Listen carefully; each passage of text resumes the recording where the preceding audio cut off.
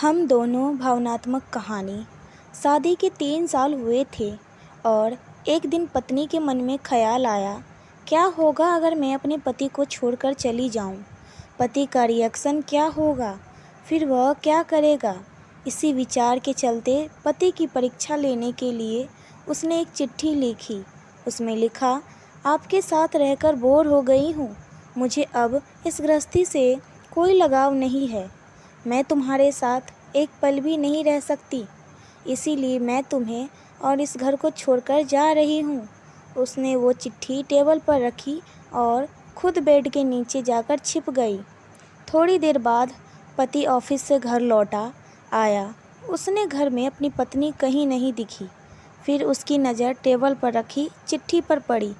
चिट्ठी को उठाकर उसने पढ़ी। थोड़ी देर तक बिल्कुल शांत रहा, कुछ नहीं बोला। फिर उसने उसी चिट्ठी में पीछे कुछ लिखा और अपने मोबाइल में गाने बजाकर ज़ोर ज़ोर से नाचने लगा।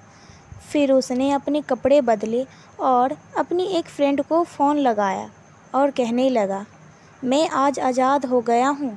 मेरी बीवी को आखिरकार ये एहसास हो गया है कि वह मेरे काबिल नहीं है, इसीलिए वह खुद ही मुझे छोड़कर हमेशा के लिए चली गई है और मैं अब आज़ाद हो गया हूँ। तुमसे अभी सामने वाले बगीचे में मिलना चाहता हूँ। फटाफट वहाँ आकर मुझसे मिलो।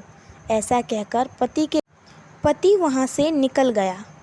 दोनों आँखों में आंसू की धारा लिए पत्नी बेड के नीचे से बाहर निकली। उसके हाथ थर थर काँप रहे थे। काँपते हाथों से उसने टेबल पर रखी वो चिट्ठी उठाई और पढ़ी, जिसमें पति ने लिखा था, अरे पगलेट, तुम्हें तो ठीक से छुपना भी नहीं आता। बेड के नीचे तुम्हारे पैर दिख रहे हैं। तुम जल्दी से गर्मा गर्म चाय बना लो। मैं सामने की दुकान से बिस्किट लेकर आता हूँ। मेरे जीवन में खुशी तुम्हारे आने से है।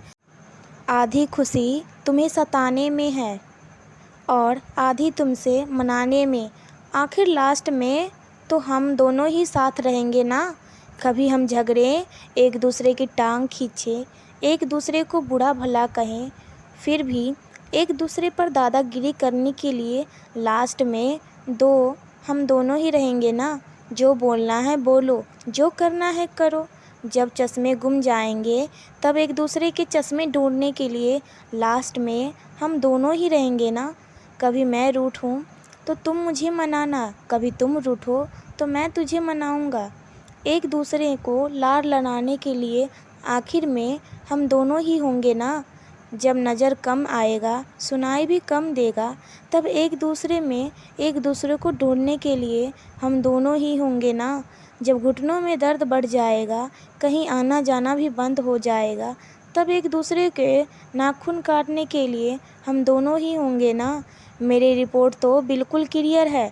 आई एम ऑल राइट बोलकर एक दूसरे को चिढ़ाने के लिए आखिर तो हम दोनों ही होंगे ना। जब हम दोनों का साथ छूटेगा, अंतिम विदाई होगी, तब एक दूसरे को माफ़ करने के लिए आखिर हम दोनों ही होंगे ना।